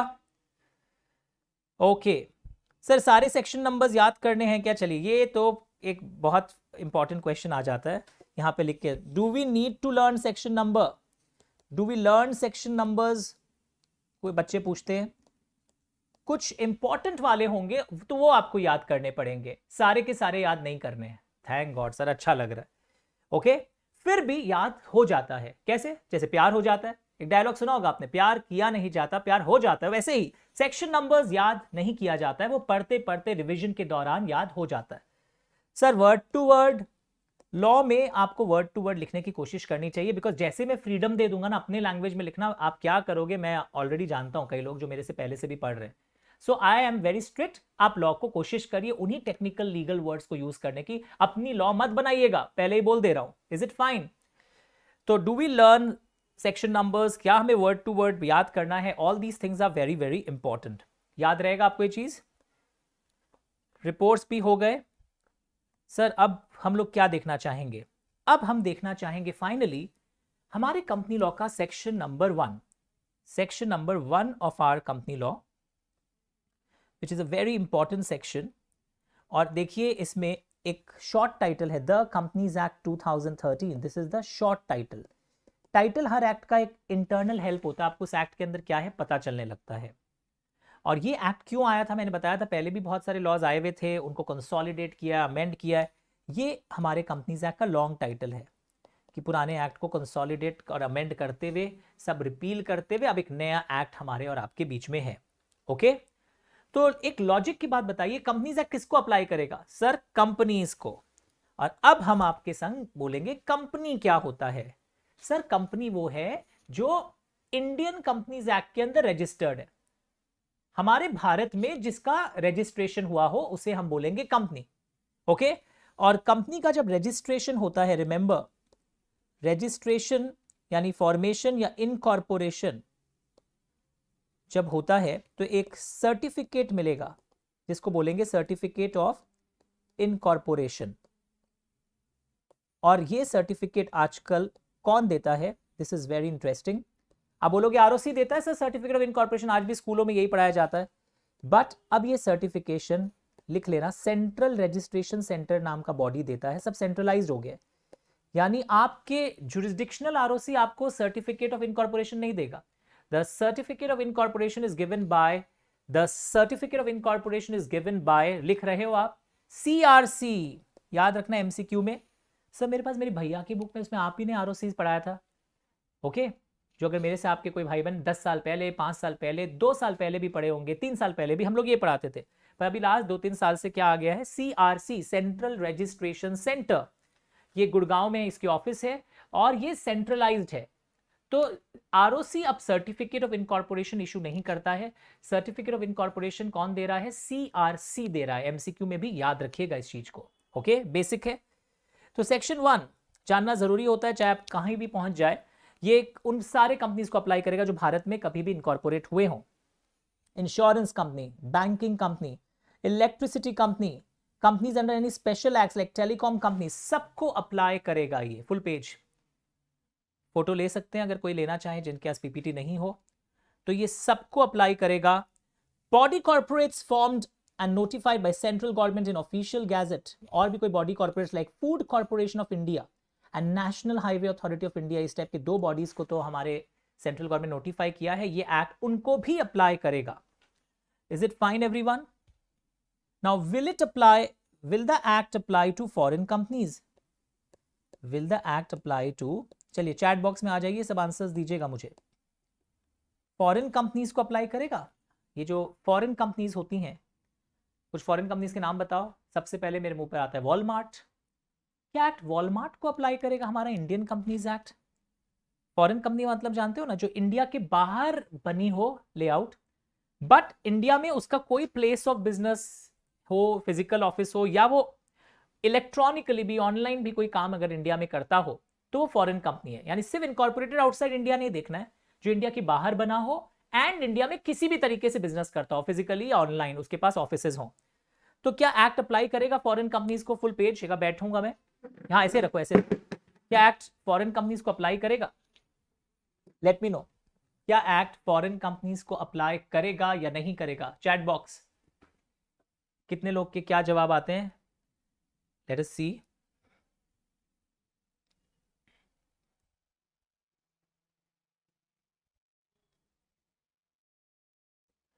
Will act apply to foreign companies? कोई लिख रहा है बच्चा? कोई तो लिखो। Again Harsh, but after forming separately in India, no, not exactly. Anyone else? Will the act apply to foreign companies? जल्दी बताओ मुझे। एक्ट फॉरेन कंपनीज को कई बच्चे तो बोल देते अप्लाई नहीं करेगा, because foreign company is not a company. ये बात याद रखना, फॉरेन कंपनी कंपनी नहीं है। सर क्यों? कंपनी का स्पेलिंग में आ रहा है उसके नाम। फॉरेन कंपनी कंपनी तो बिल्कुल नहीं है, because it is not registered in Indian company. But हमारा Indian companies act foreign companies को अप्लाई करता है। सारा प्रोविजन नहीं, कुछ कुछ प्रोविजन फॉरेन कंपनीज को भारत में कंप्लाई करने पड़ते हैं। लिखना, सम प्रोविजंस आर एप्लीकेबल। लॉजिक भी है यार, हमारे देश में काम कर रहे हो, हमारे सॉइल पर पैसा कमा रहे हो, तो हमारे कुछ कुछ चीजें जो हमारी एक्ट बोलेगी वो आपको कम से कम पालन करना पड़ेगा। सो फॉरेन कंपनीज भी भारत के कंपनीज एक्ट का कुछ कुछ चीज पालन करेगा, but they are not companies. उनकी सेपरेट एंटिटी होगी उनके कंट्री में। तो every company, are you understanding? Every company is having separate entity. Every company is a body corporate, जिसकी एक सेपरेट एंटिटी होती है, परपेचुअल सक्सेशन होता है। Okay, every company is a body corporate, remember this. But every body corporate is not a company. Best example, foreign company का body corporate तो है खुद के कंट्री में, वो सेपरेट एंटिटी है फॉरेन कंपनी की, बट वो कंपनी नहीं मानी जाएगी। बट कंपनीज एक्ट के अंदर कुछ कुछ प्रोविजंस फॉरेन कंपनी को भी कंप्लाई करना पड़ेगा। Is it fine everyone? Very good. Okay, तो ये लाइन आपने लिख ही लिया होगा, क्वेश्चन लिख लिया था। Will the act apply to foreign companies? Answer एकदम क्लियर है कि यस, फॉरेन कंपनीज को भी किस तरह ये एक्ट अप्लाई करता है। तो हमने देखा पूरा बैकग्राउंड, कौन एडमिनिस्ट्रेटिव मशीनरी है, ये नए नए अल्फाज हमने देखे हैं जो पहले शायद नहीं जानते थे। Section, clause, order, circular, notification. Sir बहुत सारे केस लॉज हैं क्या सिलेबस में? तो टेंशन में मत आओ, ज्यादा नाम याद नहीं करना पड़ता एग्जामिनेशन के लिए। तो कई लोग वरना आज ही टेंशन में आ जाएंगे। मेरा काम है आपको खुशी देना कि आप बहुत इजीली मैनेज कर पाएंगे। जैसा मैं बोल रहा हूं वैसे करिए। फ्रेंड का सुनोगे तो अलग ढंग से होगा। मैं सब्जेक्ट को इजी बना के पढ़ाना चाहता हूं। मैं ये चाहता हूं कि अगर आप मेरे से पढ़ रहे हैं और अच्छा ला पाएंगे, मेरे से नहीं पढ़ते तो भी अच्छा लाते, पर मेरे से पढ़ रहे हो तो और अच्छा ला पाओगे और चीज बहुत ईजी लगेगी। इसमें कोई दुख तो नहीं हो रहा, मेरे को इतना जल्दी कैसे समझ में आ रहा है इनके यहाँ। तो ये पॉजिटिव चीज है, इसको लेके भी कई लोग नेगेटिव आए थे, इतना जल्दी मुझे कैसे समझ में आ रहा है। That's a good thing. तो ये पूरे सारे चार्ट्स, ये 14 नंबर स्लाइड तक हो गया था। और हमने देखा लेआउट है ना, ये सब कंपनीज को अप्लाई करता है। पर सर एक बात बताइए, ये जो कंपनीज हैं इनके खुद के भी कानून है, बोर्ड वर्क आ रहा है ना, लेआउट है। ये जो कंपनीज हैं इनके खुद के भी इंश्योरेंस एक्ट है, बैंकिंग एक्ट है। तो सर उसमें कुछ और बात लिखी होगी, कंपनीज एक्ट में कुछ और बात लिखी होगी। सर तो कौन सा कंप्लाई करना है? अगर कभी कॉन्फ्लिक्ट हो जाए कंपनीज एक्ट और इनके स्पेसिफिक एक्ट में, स्पेशल एक्ट में, तो स्पेशल एक्ट में जो लिखी हुई बातें हैं इन कंपनीज को फिर वो कंप्लाई करना पड़ेगा। अगर कभी कॉन्फ्लिक्ट हो जाए तो स्पेशल एक्ट की बातें इन कंपनीज को कंप्लाई करनी पड़ेगी। Remember this. यानी कि कंपनी लॉ और इनके लॉ में अगर कभी कॉन्फ्लिक्ट हो जाए तो स्पेशल एक्ट की जो बातें होंगी वो कंप्लाई करनी पड़ेगी। तो अब इतना देर पढ़ चुके हैं और हमें पता चलने लगा है आखिर layout but the board work and meet both. तो कंपनीज एक्ट के अंदर होता है, इसको सर्टिफिकेट ऑफ इनकॉर्पोरेशन सीआरसी देता है। बचपन से सुना था आपने, ये सब चीज़ें आप जानते थे। और सेपरेट एंटिटी का जो बहुत फेमस केस है, इसको अभी मैं इस क्लास में कुछ डिस्कस करने की आवश्यकता नहीं है, will do it separately. Slides आप घर जाके पढ़ सकते हैं, मेरे संग संग भी रीडिंग कर लीजिए। 10 सेकेंड का टाइम दे रहा हूं आपको। ये सब हमने ऑलरेडी डिस्कस कर लिया था।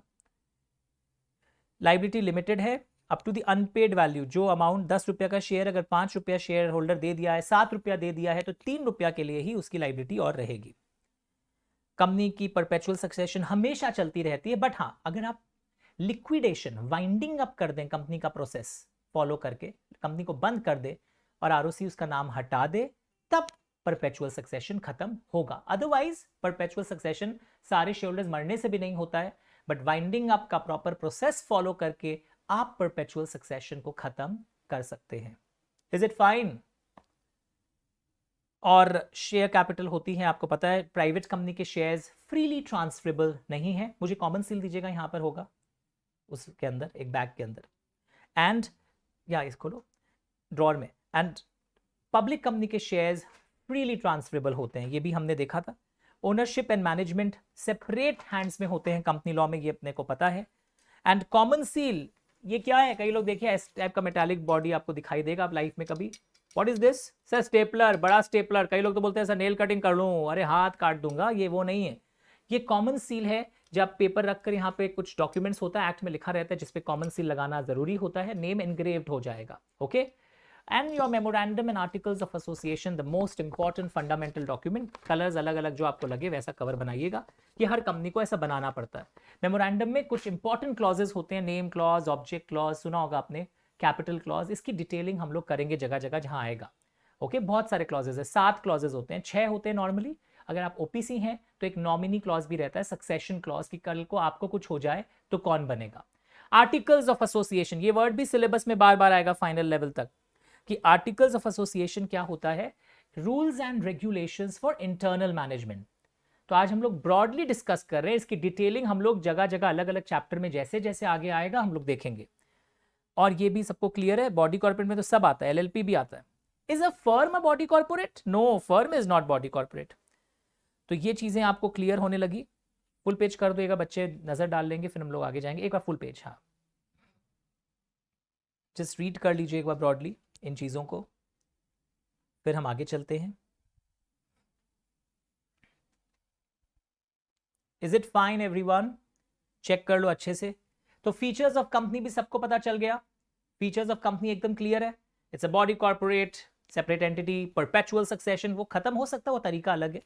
It may have a common seal, common seal होना कंपल्सरी नहीं है, ऑप्शनल है, पर जिन कंपनी के पास कॉमन सील है उनके लिए कंपल्सरी हो जाता है कुछ कुछ डॉक्यूमेंट्स में लगाना। याद रखना, लेआउट वंस, इस पे कई लोगों का कॉन्सेप्ट हिला हुआ है, कॉमन सील तो लगाना ही ऑप्शनल है तो भी नहीं लगाएंगे, सर के नोट्स में लिखा हुआ है।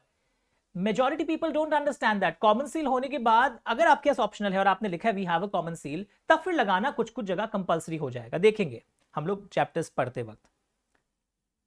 बॉडी कॉर्पोरेट्स के और भी एग्जांपल दिए गए, हमारा सीए इंस्टीट्यूट भी एक बॉडी कॉर्पोरेट है जो सीए इंस्टीट्यूट आईसीएआई एक्ट के अंदर बना है, सीएमए इंस्टीट्यूट भी, RBI, SBI, LIC, all these our body corporates.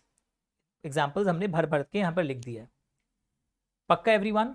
NCLT आने के पहले एक बॉडी था सीएलबी, वो बॉडी डिसॉल्व हो गया और इस तारीख से ही तो एनसीएलटी फिर फंक्शनिंग शुरू किया था। Is it fine everyone? तो सिलेबस में कई बार मैं एमसीए, आरओसी, एनसीएलटी ऐसा बोलूंगा तो आपको समझ जाना है कि हम लोग कहाँ हैं। और for a company and body corporate में बड़ा शब्द क्या है? अब तुम तो अल्फाबेट काउंट करके बता दो कि बॉडी कॉर्पोरेट, अल्टप्पा में राइड भी हो गया। Body corporate includes company, it includes Indian company, foreign company, LLP, कोई भी प्रकार का बॉडी कॉर्पोरेट होगा तो कवर्ड है। But of course cooperative society, हमारे कंपनी लॉ में लिखा हुआ है कोऑपरेटिव सोसाइटी बॉडी कॉर्पोरेट नहीं माना जाएगा, हमारे कंपनी लॉ में एक चीज क्लियरली लिखा हुआ है। अब कंपनीज कई प्रकार की होती हैं, ये हम लोग आने वाले क्लासेस में पढ़ेंगे। और ये जो है टाइप्स ऑफ कंपनीज, ये हमने क्यों पढ़ाया जाता था? बिकॉज उसके अनुसार प्रोविजंस अलग हो जाते हैं। जैसे प्राइवेट कंपनी को बहुत सारी चीजें, एमसीए का नोटिफिकेशन आया, अप्लाई नहीं करता है। सेक्शन 8 कंपनीज आप पढ़ोगे एक दिन, उनको भी बहुत सारी चीजें अप्लाई नहीं करती है। स्मॉल कंपनी, गवर्नमेंट को भी एमसीए का नोटिफिकेशन आया हुआ है, उनको भी कुछ कुछ चीजें अप्लाई नहीं करती है। इसलिए हम लोग को क्वेश्चन पेपर में टाइप्स ऑफ कंपनीज बहुत अच्छे से देख लेना पड़ता है। So what is this listed and unlisted company?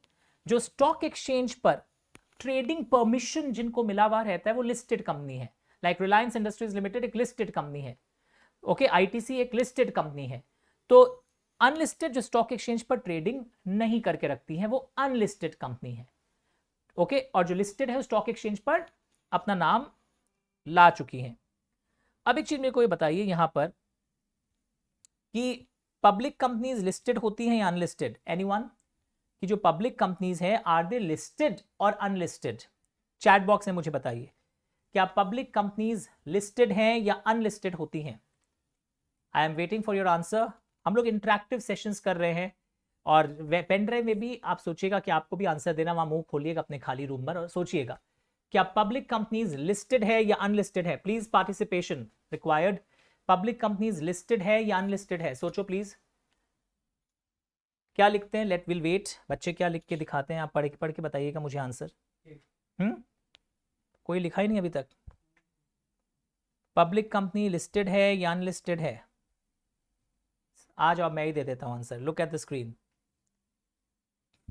Look here. दोनों हो सकता है। पब्लिक कंपनी लिस्टेड भी होते हैं, अनलिस्टेड भी होते हैं। और ये दो बेस्ट एग्जांपल्स हैं।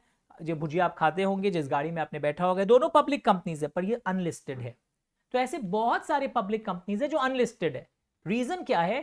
क्योंकि लिस्टिंग जब करवाते हैं ना स्टॉक एक्सचेंज पर, बहुत सारे फॉर्मेलिटीज होते हैं जब आप लिस्ट करवाते हैं, तो वो इतने सारे फॉर्मेलिटीज का बोझा नहीं लेना चाहती है पब्लिक कंपनीज। तो पब्लिक कंपनीज सोचती है अभी मेरा उतना कामकाज तो है नहीं, सपोज कोई पब्लिक कंपनी अगर सोचे, और इतना सारा फॉर्मेलिटीज है तो अभी अनलिस्टेड रहते हैं, बाद में अगर लगेगा मुझे पब्लिक से पैसा उठाना है तो मैं लिस्टिंग के लिए अप्लाई कर दूंगा। तो public companies may be listed and unlisted. अच्छा, और एक चीज बताओ, प्राइवेट कंपनीज यूजुअली अनलिस्टेड होती है, बट कुछ कंपनीज अपने डिबेंचर्स को स्टॉक एक्सचेंज पर ट्रेड करवा लेती है, लिस्ट करवा लेती है, ऐसा देखा गया है। But private companies are usually unlisted, पर पब्लिक दोनों हो सकता है। अच्छा, एक question, which companies are more in India, private और पब्लिक? चलो चैट बॉक्स में लिखो, which companies are more in India? India में कौन सी कंपनीज ज्यादा हैं?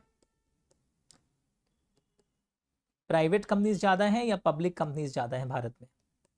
चलो बोली लगाओ, which companies are more in India, private company और public company? Which companies are more in India? कौन सी कंपनीज भारत में ज्यादा हैं? प्राइवेट कंपनीज ज्यादा हैं भारत में या पब्लिक कंपनीज ज्यादा है? मैं वेट करूंगा। टेल मी, बताइए मुझे, कौन सी कंपनीज भारत में ज्यादा है, प्राइवेट या पब्लिक? यस, जल्दी जल्दी, मैं बाहर आ रहा हूं, जल्दी बताओ मुझे, जल्दी बताओ, एसएमएस करो। चैट बॉक्स क्या लिखा है, प्राइवेट या public? Very good. Who is this? कौन लिखा है देखें तो? Mohit Mehta, very good. Private companies की मात्रा ज्यादा इंडिया में, ऐसे भी फैमिली ओन्ड कंपनीज बहुत सारी हैं, प्राइवेट कंपनीज की मात्रा ज्यादा है इंडिया में अभी भी।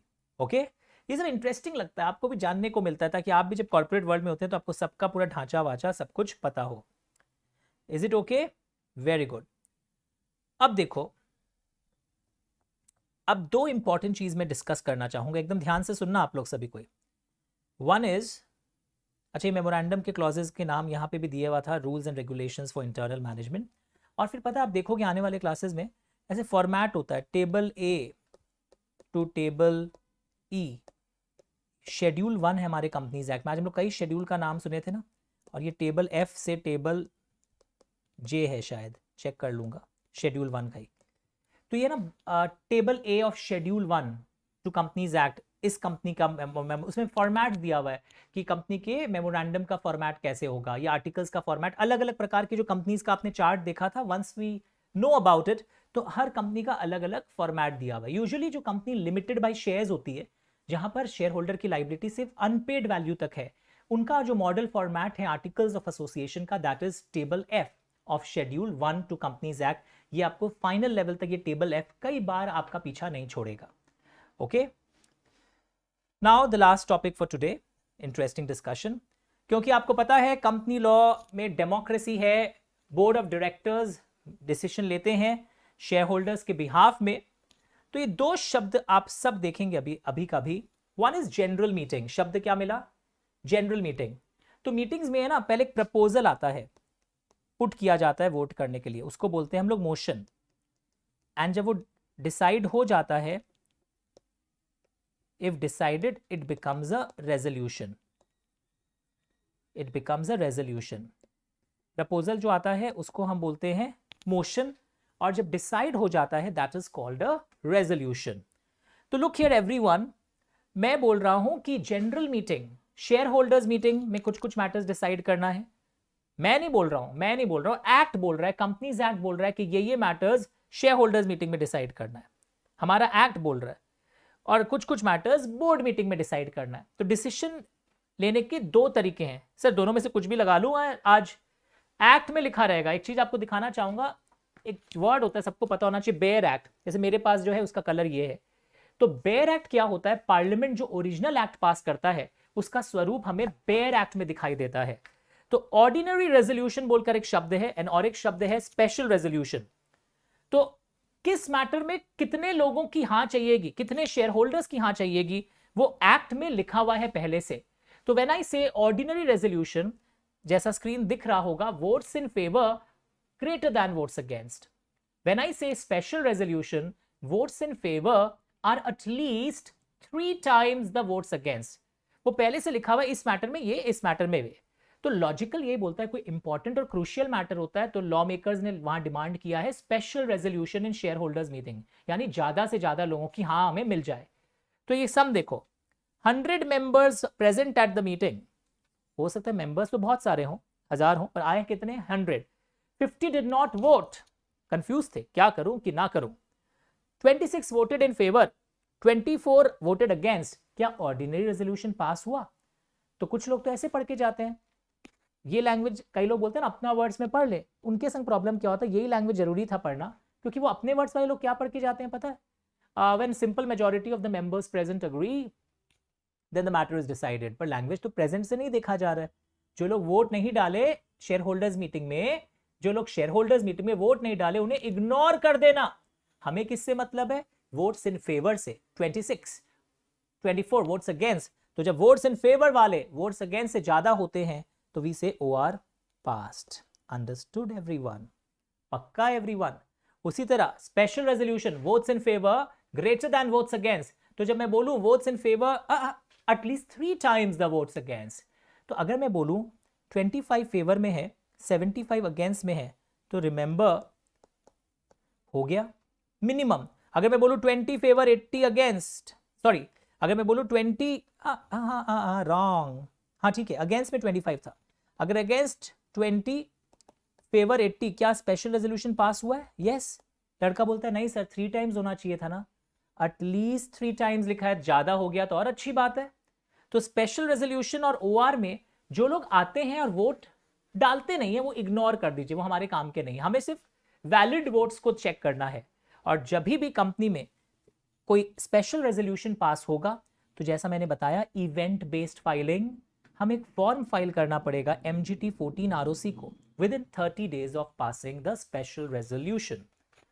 तो ये MGT 14 कई बार बोर्ड रेजोल्यूशंस में भी जाता है, वो हम लोग बाद में पढ़ेंगे। पर अभी क्या देख रहे हैं हम लोग कि whenever we pass special resolution, तो with in 30 days of passing special resolution MGT 14 जमा हो जाना चाहिए। और ये भी पता चल गया जो वोट नहीं डालते हैं उन्हें इग्नोर कर दीजिए। ये शेयर होल्डर्स मीटिंग की बात कर रहा हूं, तो इतना जोर क्यों बोला आपने? ताकि आप उठ जाएं। अब देखिए एक नया शब्द आपके लिए, board meeting, board resolution, votes in favour greater than votes against. UBR, unanimous board resolution, इसका क्या मतलब होता है? ऑल डायरेक्टर्स प्रेजेंट, प्लीज लिख लो इसको जो लोग लिखना चाह रहे हैं। इस बार मैंने वोटिंग नहीं बोला, जो प्रेजेंट हो वो सबको फेवर में वोट डालना पड़ेगा।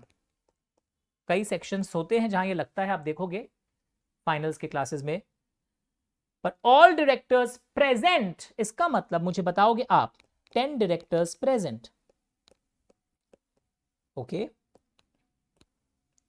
2 डिड नॉट वोट, अभी तो सीखा था आपने, बहुत इजी है, फुल पेज करो। All 8 voted in favor. Is UBR passed? क्या UBR पास हो गया? 10 directors were present, 2 did not vote, all 8 voted in favor. Layout कर दो।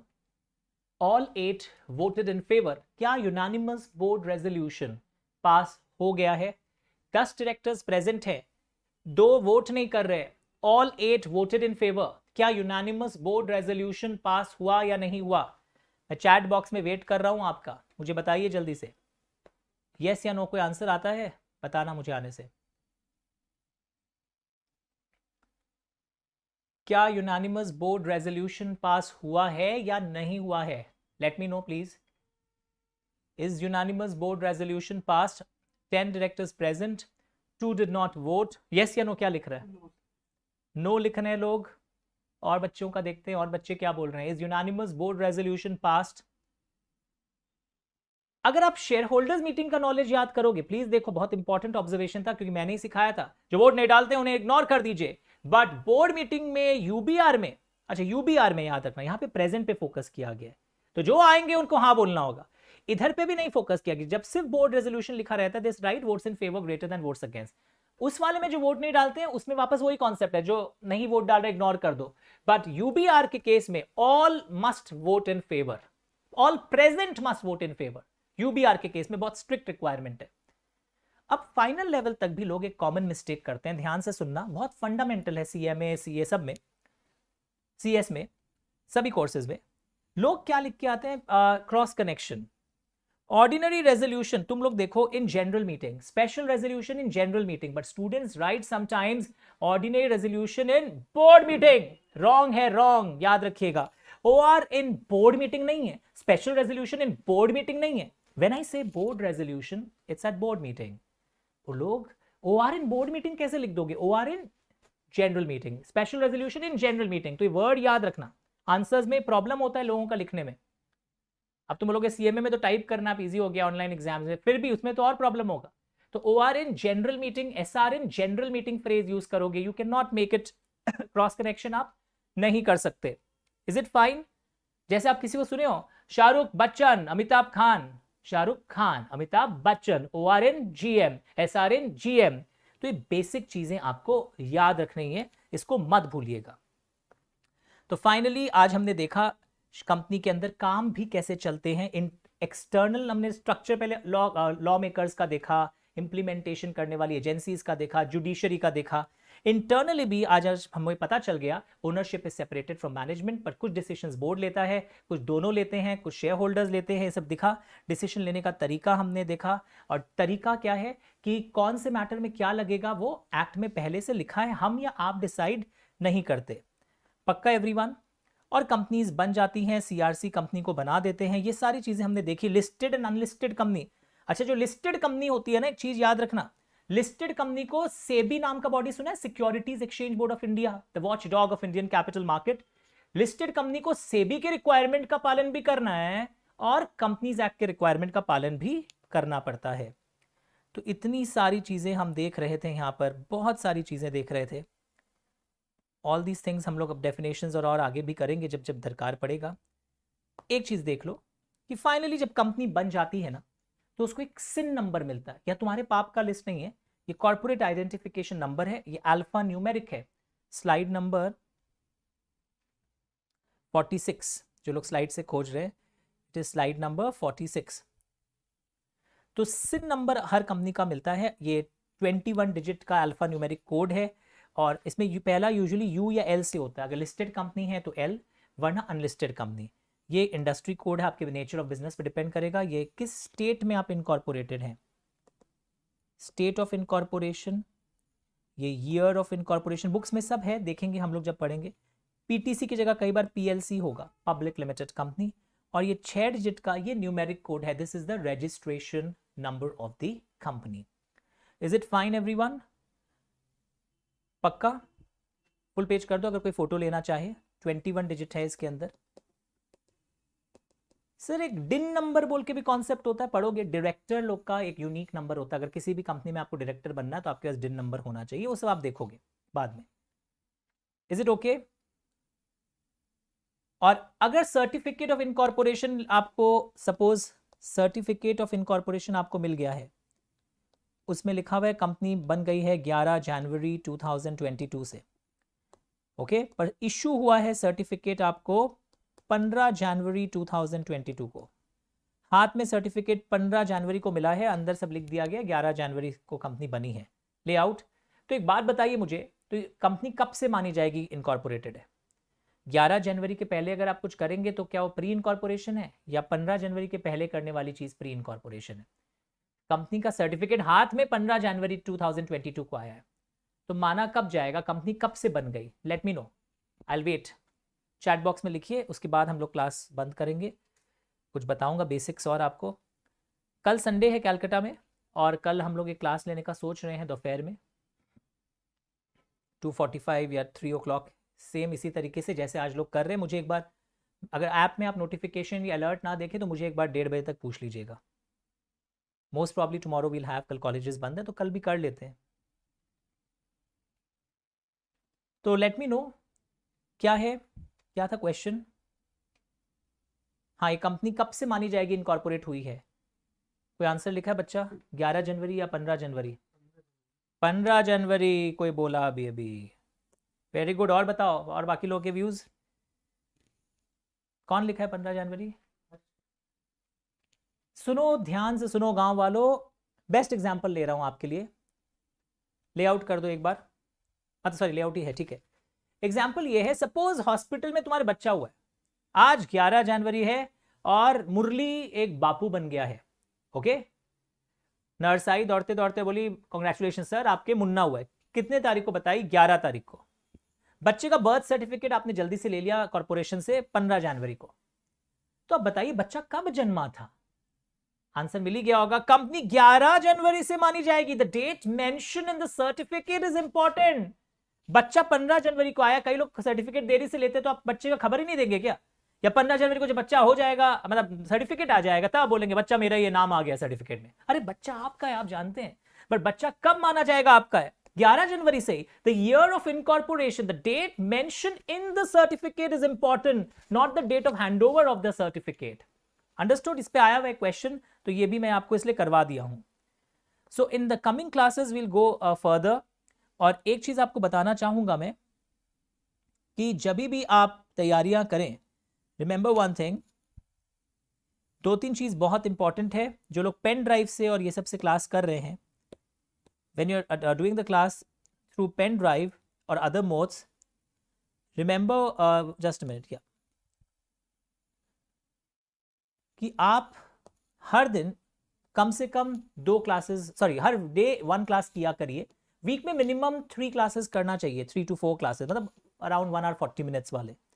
और क्वेरी हो तो मुझे ऑडियो क्वेरी भेजा करिए, सर मैं आपका स्टूडेंट हूं, मेरा नाम राहुल है, नाम तो सुना होगा, और अभी अभी मैं ये पढ़ रहा था, मेरा ये क्वेरी है, आप जब फ्री हो रिप्लाई कर दीजिएगा। तो within 24 hours I will get back to you. भूल जाओ तो पोलाइट रिमाइंडर फिर भेज देना।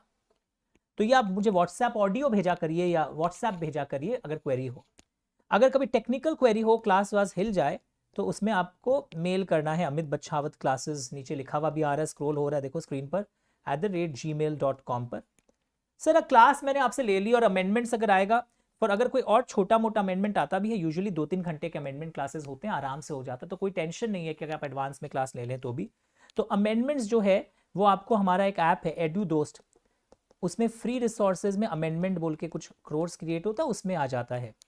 ये सब सिर्फ ध्यान रखने की चीज़ें, अच्छे से नोट कर लो अगर आप ये क्लास कर रहे हैं। यूट्यूब चैनल सब्सक्राइब कर लीजिएगा, उसमें पीरियोडिक अपडेट्स अलग अलग कोर्सेज के आते रहते हैं, तो उस हिसाब से आप क्वेरी पूछ सकते हैं। पक्का एवरीवन? और सेंटर आपको पता है हमारा कहाँ है, राम मंदिर कैलकाटा में एक एरिया है एमजी मेट्रो के पास, 125 मुक्ताराम बाबू स्ट्रीट, 3rd फ्लोर पर आइएगा, या 4th फ्लोर पे 2 हमारे सेंटर्स हैं, 3rd and 4th फ्लोर वाला। तो आप वहां पर आके भी कभी कुछ क्वेरी हो और जब ऑफिस खुली हो पूछ कर आइएगा, तो आप वहां भी मेरे से पर्सनली मिल सकते हैं, कोई टेंशन नहीं है। Okay, so be in touch. और जब भी क्लास करो हैप्पी मूड से खा पी के आया करो, क्लास करते करते भी खा सकते हो अगर घर पर है। एंड मेरा ये मानना है, layout once again, full page towards me. Last and not the least, मैं ये मानना बोलना चाहता हूं that law and audit papers, आपको हमेशा लॉ जब 50-60% ओवर हो जाए तब ऑडिट की ट्यूशंस लेनी चाहिए, क्योंकि ऑडिट की पढ़ाई बिना लॉ की पढ़ाई के अधूरी है। कई लोग समझते नहीं अब तो एग्जाम आ जाएगा, अभी से पढ़ना है। Don't do that crime. Audit छूना भी मत पहला 2.5-3 महीना, जब तक लॉ का 30-35% ओवर ना हो, 40% ओवर ना हो। ओके, अच्छा है, बल्कि एक अच्छे से पहले कवर कर लोगे फिर आगे जाओगे।